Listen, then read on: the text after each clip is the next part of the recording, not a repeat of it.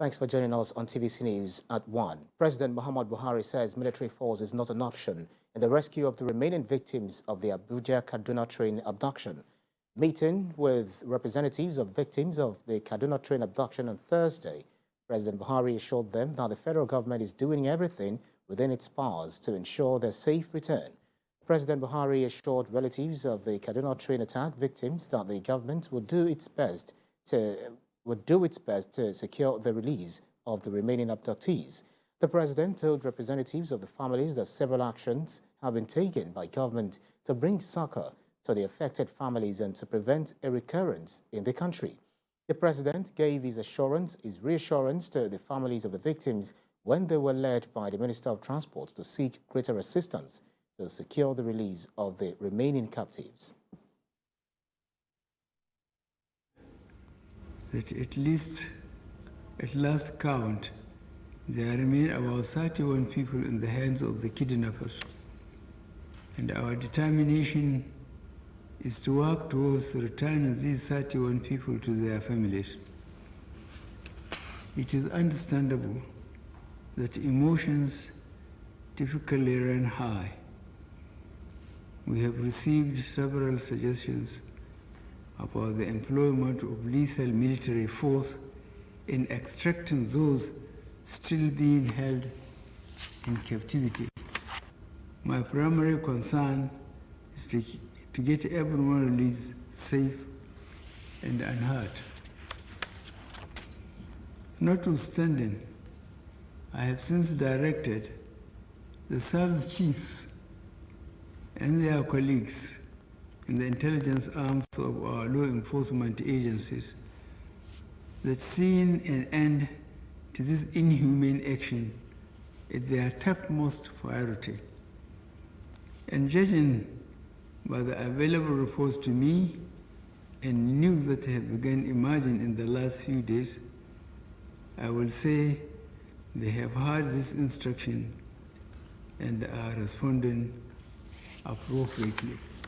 Security analyst Ambrose Ibuke joins me for more on this development. Thank you so much for joining us on TVC News this hour. President Muhammad Buhari has ruled out military force that in order to rescue the Abuja-Kaduna victims. But then he said that the military force are doing so well. So ruling out this, the option of military force, what do you make of this? Do you think that's the best thing to do? It is not the best thing to do. In the fight of against terrorism, which is an asymmetric warfare, there has to be all options on the table. You cannot rule out any option on the table. All options have to be on the table because you are dealing with a group of people who are not in a conventional warfare, who do not respect protocols of warfare, who do not have any rules of engagement except their own rules. Therefore, we cannot play with their own terms. We have to give our own terms as a country that is ruled by the Constitution, as a country that is empowered by one of the best military forces in Africa, as a country that has what it takes militarily to rout out these terrorists. Therefore, I'm not with the president on this. All options must be on the table. The use of force is a legitimate means of, forestalling or stopping this kind of acts by the terrorists. First of all, it is the deployment of military sophisticated hardware, especially the use of modern technologies like drones, like GPS mapping. For example, these terrorists negotiate ransom. They go to pick up ransom from families, from people. How are they communicating? They are using a kind of, if it's not the GSM, they are using some kind of phones. We have been able to link our main with the GSM lines. Why have they been able to track their calls? If they are not using Nigerian GSM, and maybe they are using foreign GSM, we can also track it. Therefore, all options must be on the table. Use the tracking method, you can get it.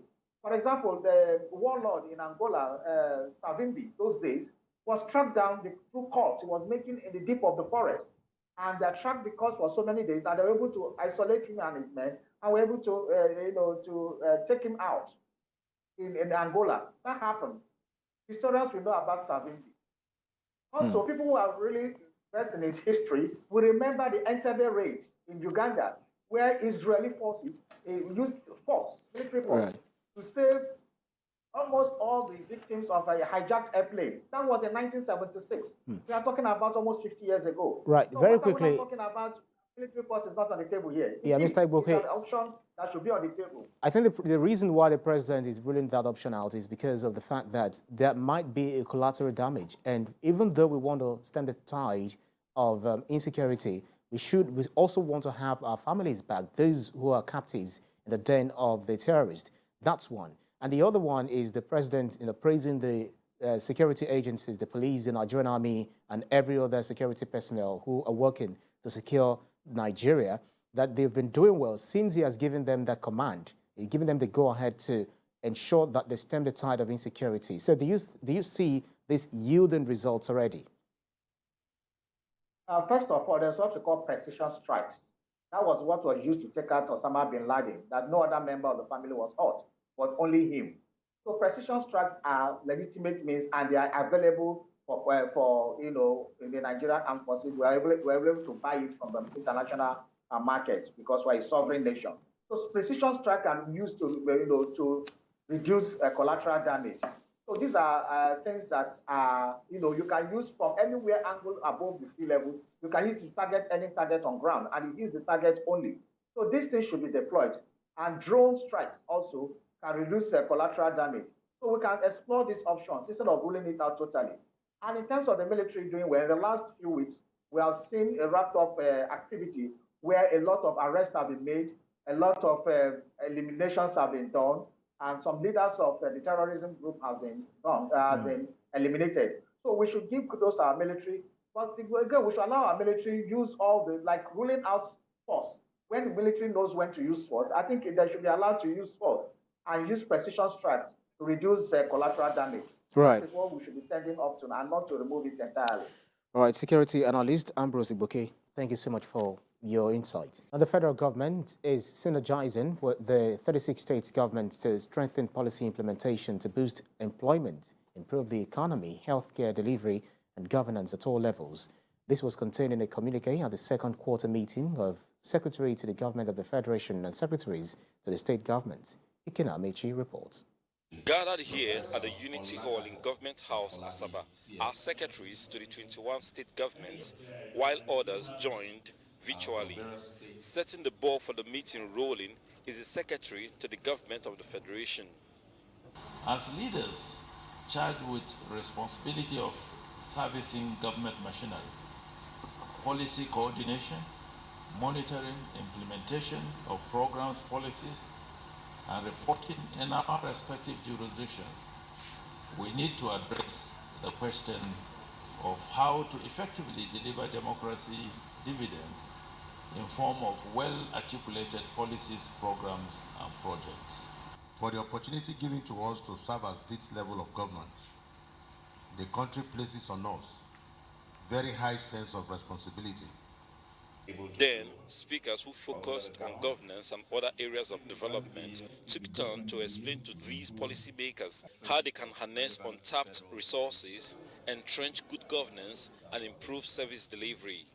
As new issues and challenges emerge in the course of your duties, you must be creative, responsive, and ambiguously define the policies that ensure that good governance and democracy is a going concern. One small policy that you endorse can scatter everything. The tertiary institutions, otherwise known as the supply chain, produce a lot of our young men and women year in, year out. But they are unable to find jobs. The only remedy is TVET. At the end of the robust deliberation, a communique was issued to ensure smooth execution. The point of actions have all been identified in the communique, so I believe that we will take up steps for implementation, bearing in mind that we are going to meet again in the third quarter of this year. If we continue with this synergy among federal government agencies and also the states, we will be able to tremendously improve on policy implementation. The body set up a peer review mechanism to engender positive competition among states. Benue State will play host to the third quarter meeting as the countdown to the implementation of these decisions begins. Ikenna Amechi, TVC News, Asaba. The federal government is synergizing with the 36 state governments to strengthen policy implementation to boost employment, improve the economy, healthcare delivery, and governance at all levels. This was contained in a communique at the second quarter meeting of Secretary to the Government of the Federation and Secretaries to the state government. And now, back here in Lagos, the State House of Assembly has begun its routine oversight on the activities of local government areas. It's an exercise carried out to ensure that public funds are effectively and judiciously expended. Abimbola Agbebi has the story.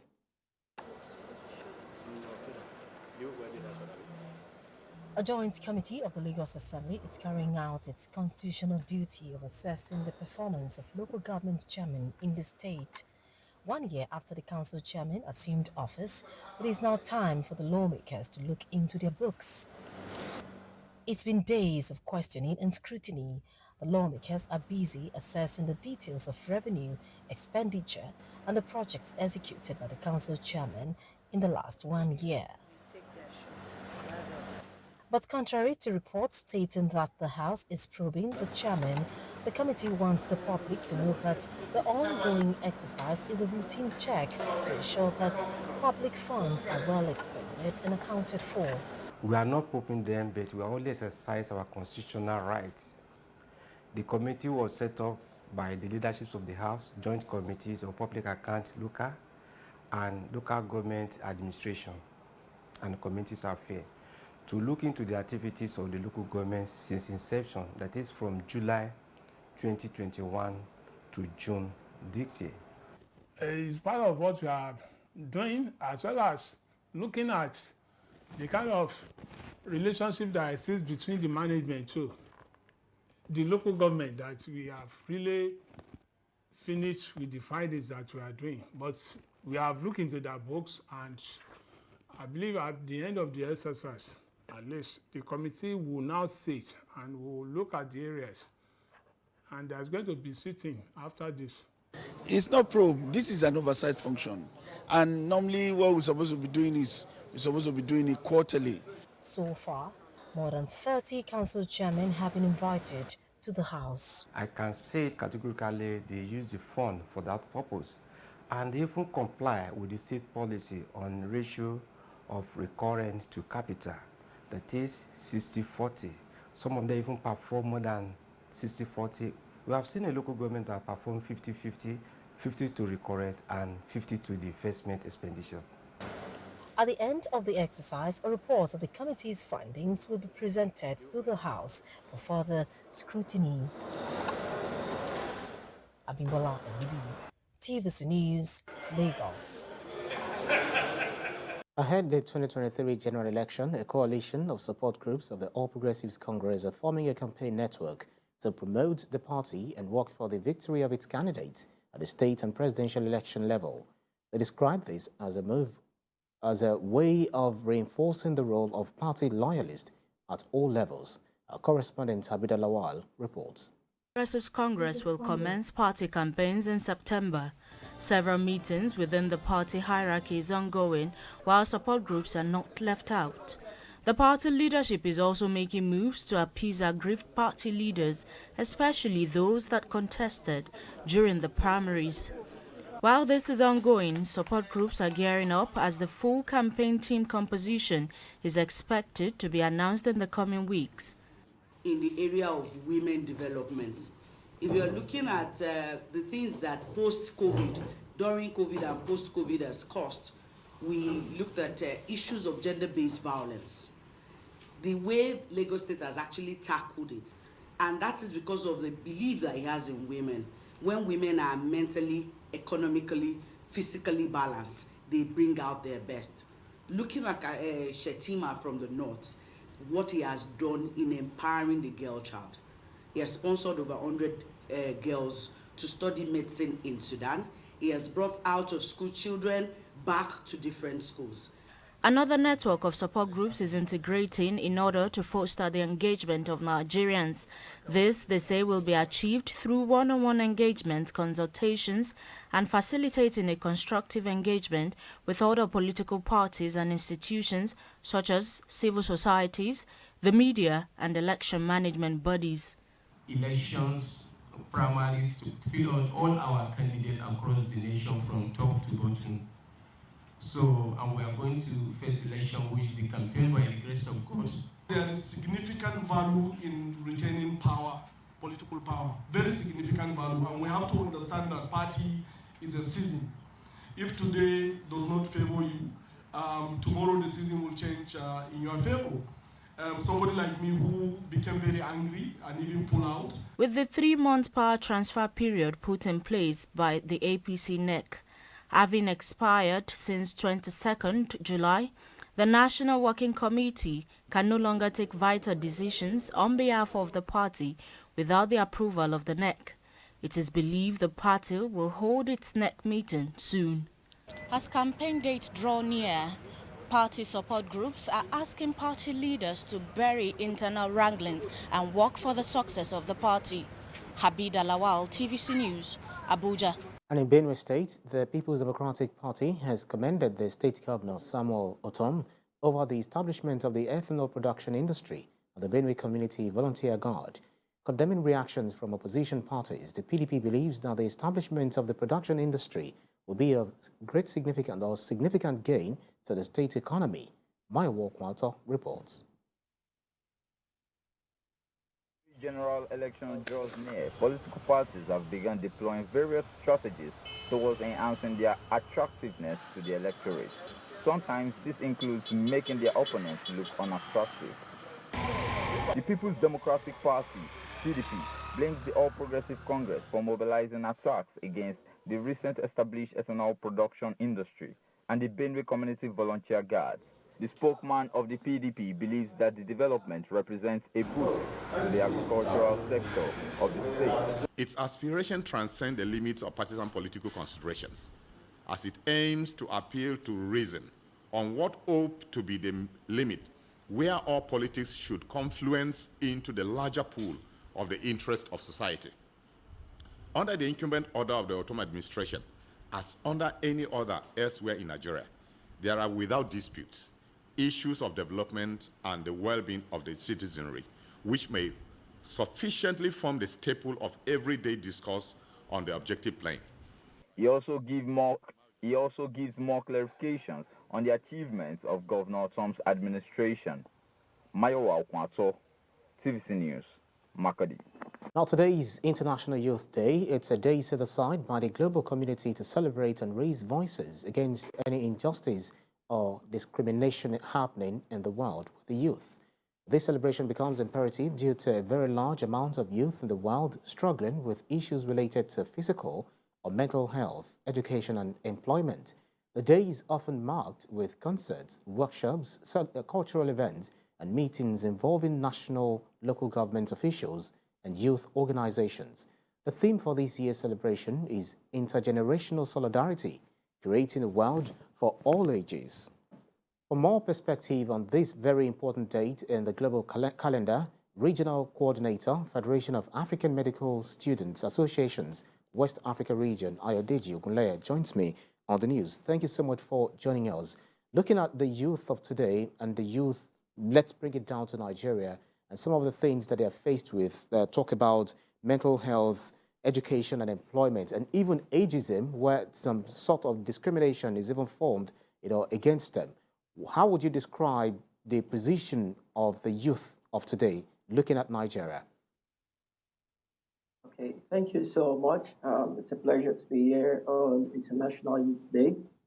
So, talking about ageism, it is quite a big issue, and looking at the African society, we are trained and brought up to actually take care of our older ones.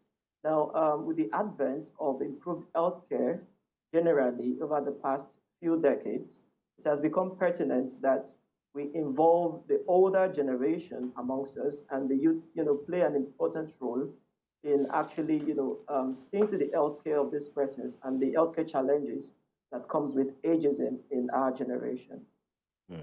Looking at the Nigerian youth, as a case study here in this conversation, we've always been told that youth are the leaders of tomorrow, but some have disputed this, saying that youth are the leaders of the now, because when it comes to the population in the country, it appears that the youth are usually in the majority. But then, to what end?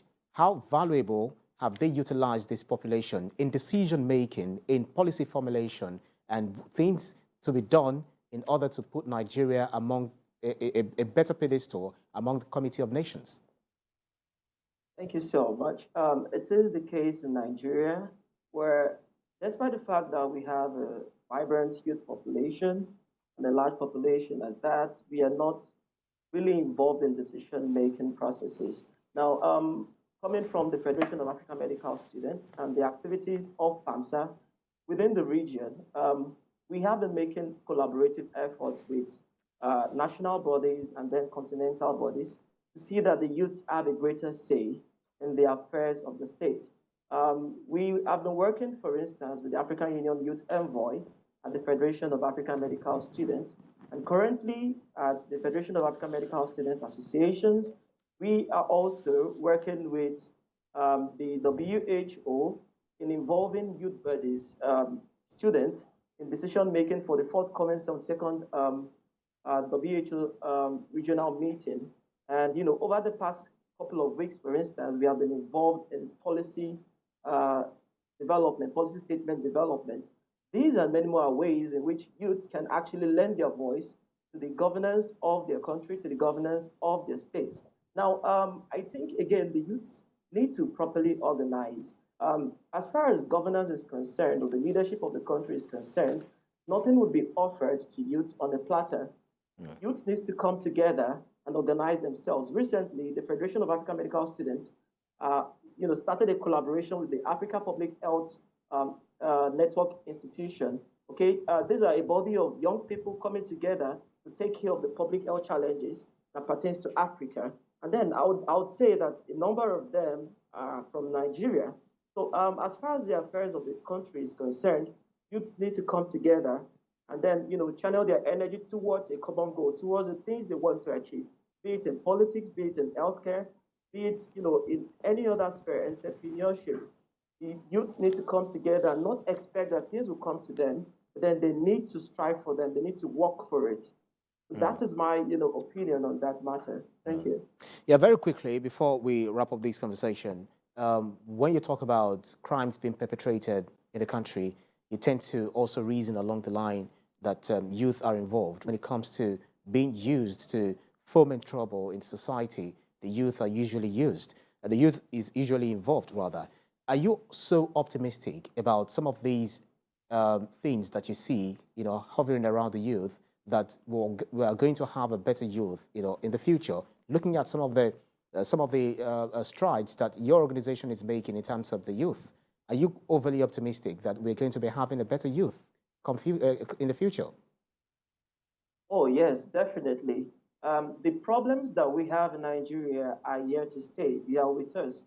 They are not likely to go away anytime soon. In my activity working on sustainable development goals, for instance, I've also seen that youths play the major role in attaining the sustainable development goal. For instance, last year I was a campus director at Obafemi Awolowo University for the Millennium Fellowship. And then we led about 30 of us, young persons, we led various initiatives to attain the various SDG goals. And, these are the ways that we are contributing actively, to our community, addressing issues of education, addressing issues of poverty, teaching people skills, skill acquisitions and the likes. So I believe that the youths, do have a bright future for our country. And though the problems are there with us, there is the pressure on the youth to, make money, to make ends meet, to take care of their family. Yeah. At the same time, I am encouraged with the efforts of the youth to also contribute positively to the society. Right. So I'm very positive. Right. Makes sense. Thank you very much. Well, Regional Coordinator, Federation of African Medical Students Associations, West Africa Region, Ayodeji Ogunleye, thank you so much for your time. Thank you so much, sir. Here in Lagos, the state government is urging youths to engage in entrepreneurship and skills development to prepare them for future challenges. Chairman, Lagos State Creative Industry Initiative, Toyin Ogunlana, stated this during a visit to the State Skills Acquisition Center, saying that she is happy and satisfied with the developmental pace of the students. The delegation said that the government has provided an enabling environment for the youth with skills to establish themselves, and the initiative would deliberately convert youth's restiveness into productive ventures. Youths here are trained in film production, directing, script writing, acting, and costume design, among others. Now, the National Examinations Council is stepping up efforts in tackling exam malpractice. Chief Executive and Registrar of NECO, Ibrahim Washishi, made this known when he paid a courtesy call on the Benue State Governor in Makurdi. My Walkwater reports. Registrar is received by the Deputy Governor, Benson Abono, who expresses worry about the sharp rise in examination malpractice across all sectors of the country's educational system. It decrees a situation where students come out with beautiful results but perform woefully when admitted into the tertiary institution. Such inappropriate behaviors as cheating, bribery of results, the collaboration of teachers, and development of other technologies has adverse effects on the development of the state and country at large and needs to be addressed. What they call Expo. I don't know how they came about that name. But it has become so prevalent that children don't even hide it again. When they want to go and write exam, they begin to look for who would leak the examination for them. I want to state that NECO should do everything possible during your reign to bring an end to this. The Chief Executive and Registry of NECO calls on the Governor to ensure that all NECO-conducted examination, especially the National Common Entrance and Basic Education Certificate examination, are made compulsory for all public schools in the state. We know that education is a concurrent list, but by virtue of the establishment of this examination body, it provides a national outlook for candidates that hold this certificate, and by implication, providing them access across the country. He assures of the Council's readiness to partner the state in all areas to enhance students' examination enrollment and educational outcome. Mayowa Okwato, TVC News, Makurdi. Members of Ijebu Sawmillers and Timber Contractors Association are cautioning the Ogun State government against selling their only surviving forest reserve in the state to foreigners. They say the economy of Ogun East depends on the forest reserve as thousands of direct and indirect employment are created across different sawmills in the state.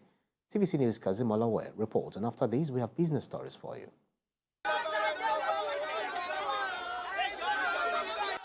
These are members of Ijebu Sawmillers and Timbers Contractors Association. They say they survive on the forest reserve in Ijebuland and are worried with the current development in the area, as they allege that the state government has leased the major part of the reserve to a foreign company. They noted that they are generating more than 600 million naira to the purse of the state government and help the state to reduce insecurity by creating employment opportunities for thousands of unemployed youths in the state. They want the government to rescind its decision on the lease of the forest reserve and to allow the indigenes to continue to manage the affairs of the reserve as it has been for decades. In the labor market, this bush is feeding over 3 million. So this is how it goes. We start from the sawmillers, from the contractors to the sawmillers, from the sawmillers to the wood sellers, from the wood sellers to the users, from the users to the ends of the consumers. I will implore the Ogun State government to hear the voices of the masses and make sure that what we are benefiting from that place is more than what it can ever think of. We have not defaulted the government in our remittance to the government. Therefore, we see no reason why our people should be rendered jobless. While reacting on behalf of the state government, the Commissioner for Information in Ogun State claimed that the concession of the forest reserve was done before the incumbent administration and that they are working on the matter. The concessioning of some parts of the forest there wasn't done by this administration. It was inherited. And from the records that we have, there are, I think there was concession to 2 Nigerian companies, and the ownership, they are indigenous of Ogun State as well. But we are looking to their problems, and I'm sure there will be an amicable solution to their complaints. He called for calm, noting that the governor of the state will not do anything that will affect the welfare and economy of his people. Kazim Olowe, TVC News, Ijebu-Ode. Hello there, many thanks for still staying with us on TVC News at 1. It's now time to bring you the latest from the world of business. Now we'll start off with the federal government, which insisted to press forward with the planned implementation of a 5% hike on coal and data tariff. A statement from the Federal Ministry of Finance, Budget and National Planning says the tariff hike will go on in spite of the resistance from the Minister of Communications and Digital Economy, Professor Ali Pantami. Now, the Minister of Finance, Budget and National Planning, Zainab Ahmed, made a disclosure at a stakeholders meeting organized by the Nigerian Communications Commission, noting henceforth that the 5% excise duty will be collected by telecom operators and payment made to the federal government on a monthly basis on or before the 21st of every month. And to another big issue, Sepplate Energy in its latest move today says that it has not yet received any official notification from the federal government reversing its proposed acquisition of the entire share capital of Mobile producer Nigeria Unlimited. In a statement issued by its chief financial officer, Emeka Onwuka, the company also says it is seeking clarification from relevant authorities regarding the claims that the President Muhammadu Buhari doubles as the Minister of Petroleum Resources had withdrawn his ministerial approval for the deal. Earlier on Wednesday, President Muhammadu Buhari reversed his authorization of the acquisition of the entire share capital of Mobile by Sepplate Energy Offshore Limited. Now, the move puts the presidency on the side of the Nigerian National Petroleum Company Limited, which had earlier declined the $1.3 billion transaction. And away from that report as well now, the Federal Operations Unit Zone A of the Nigeria Customs Service has intercepted and handed over 3,851 kilograms of cannabis sativa seized by the command to the National Drug Law Enforcement Agency. The illicit drug has a street value of more than 380 million naira, 8 million naira, I beg your pardon, and TVC News maritime correspondent Ifeanyi Eze has the details in this report. NDLEA handing over the seized cannabis sativa to officials of the National Drug Law Enforcement Agency. The acting controller, Federal Operations Unit Zone A, Hussein Ejibunu, reveals that 2 suspects were arrested in connection with the illicit consignment. Criminals, you cannot determine how and when criminals would try to come out with their dastardly act. But at our own, it is our complete resolve that whatever that is illicit and criminal, we will not allow it to fester in this country. We constantly warehouse this and we call them to come and take possession of it as the agency saddled with the responsibility. Receiving the drugs and suspects, operatives of Lagos State Command of National Drug Law Enforcement Agency applauded the collaboration between both agencies, noting that the synergy is helping to frustrate illicit business activities and destroying smugglers' investments. The next course of action is that we will conduct an investigation and we'll probably seek the cooperation of the customs to ensure those that made the arrest to come and avail us statements and we'll prosecute the suspects. Ongoing collaborative efforts between security agencies in the country have led to large-scale seizures of contraband goods at the seaports, land borders and airports. Ifeanyi Eze, TVC News, Lagos. Shifting focus now to the international front, Asian stocks were mixed and the yen fell today, capping off a back-and-forth week that saw investors split on how aggressively the Federal Reserve would raise interest rates to tackle inflation.